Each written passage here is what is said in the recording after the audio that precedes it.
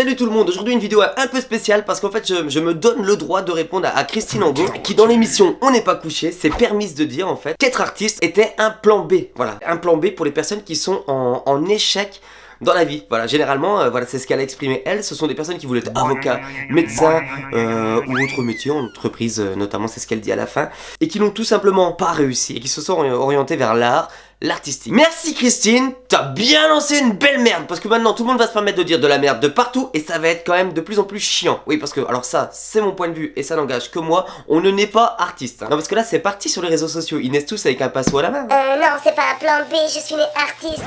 C'est pas parce que tu chiales en naissant que t'es dramaturge ou acteur dramatique. On chiale tous, c'est normal de pleurer à la naissance. Personnellement dans tes propos il y a 3 choses qui m'ont profondément énervé. La première c'est ta manière de dire. Voilà, tu voulais être avocat, médecin ou tout autre métier, peu importe, bosser dans une entreprise, et voilà, du jour au lendemain tu te retrouves en échec, tu sais pas quoi faire de ta vie, et bing, hop, tu deviens artiste. Mais ça se passe pas comme ça. Qu'est-ce qui va pas chez toi? Alors peut-être que parmi les gens que toi tu côtoies, il y a des gens qui peuvent se permettre comme ça de répondre à leur lubie et devenir artiste du jour au lendemain, devenir acteur ou je ne sais quoi. Tac. Tu vois, j'ai envie de faire du théâtre moi.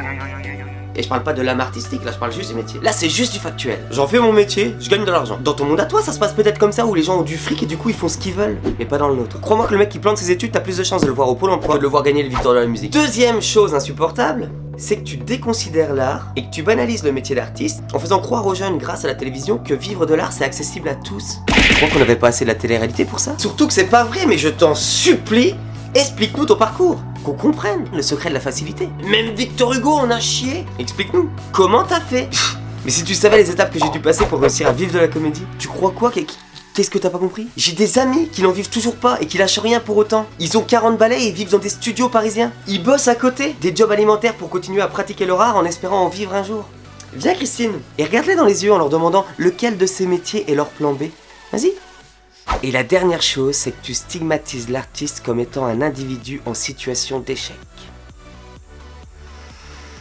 T'es perdu dans la vie, donc tu fais artiste. Parce que ton cheminement de pensée résume la pratique de l'art comme un sous-métier, un job de dégénéré, et peut-être même pire, d'usurpateur. Tu réalises qu'avec ce terme d'échec, tu remets en cause l'art en lui-même, comme si le savoir-faire n'existait pas, la technique, l'inspiration, la passion, la sensibilité, l'esthétisme, l'héritage, etc., etc.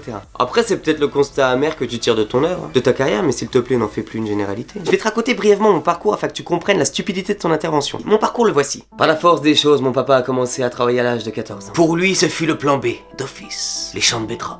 Le genre de plan B qui t'oblige à te retirer les doigts du cul.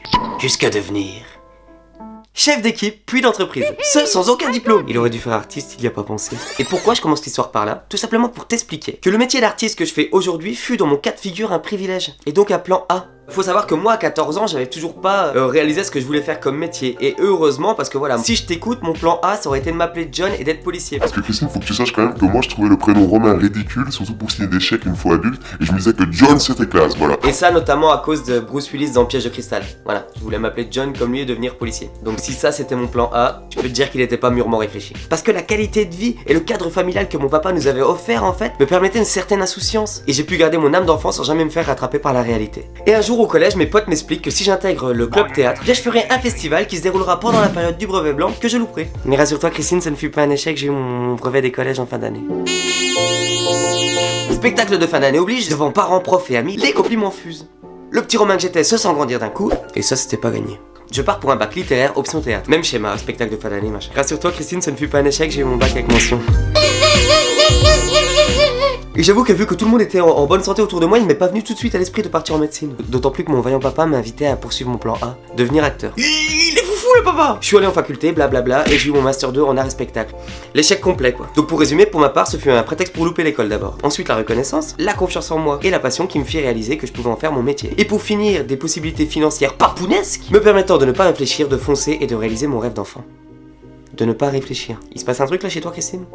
Échec et mat, l'idée d'un plan B ne m'a jamais traversé l'esprit. Parce que dans mon cas, j'avais cette chance de ne pas m'inquiéter pour mon orientation. Tu veux faire quoi? Du théâtre. Point. Et non pas avocat ou médecin. Ou alors, en plan B. Même si je t'avoue, Christine, que si j'avais dû travailler dans autre chose, alors je serais aujourd'hui ouvrier comme mon papa l'a été. Parce qu'il m'a fait travailler avec lui en parallèle de mes études artistiques, en prévision d'un plan B justement en cas d'échec. Et aussi pour que je garde à l'esprit que dans la vie, eh bien on n'a rien sans rien. Oh, le scoop. Et je peux te dire que ce que je voulais en premier lieu, c'était de vivre dans la comédie. Ma propre expérience témoigne de la bêtise de tes propos. Et on est des milliers à pouvoir les mettre à mal, tes idées reçues. Artiste ou pas d'ailleurs. On a tous des parcours professionnels et des chemins de vie différents, liés à notre culture, aux contextes sociaux et toute autre réalité. Mais dans quel monde tu vis? C'est pour ça que j'invite tous les artistes qui se sentent concernés par tes propos, Christine, à témoigner de leur expérience dans une vidéo en commentaire de celle-ci, de nous expliquer comment ils sont arrivés à pratiquer leur art, afin de montrer aux gens un visage différent de ce cliché que tu nous as vendu à la télévision. Toi, Christine, qui s'est vendue sur ce même plateau télé comme une artiste et non comme une personne intelligente. En tout cas, tu viens bien de nous montrer ce que c'était que l'échec. C'est de se planter. Ta spécialité. Être artiste, c'est toujours un plan B. C'est-à-dire, devenir artiste, c'est toujours ne pas avoir pu faire ce qu'on pensait faire quand on était petit. Avocat, par exemple, ou médecin, instituteur, ou je sais pas, ou médecin, ou alors travailler dans une entreprise, ou peu importe. C'est toujours le résultat, au fond, d'un échec.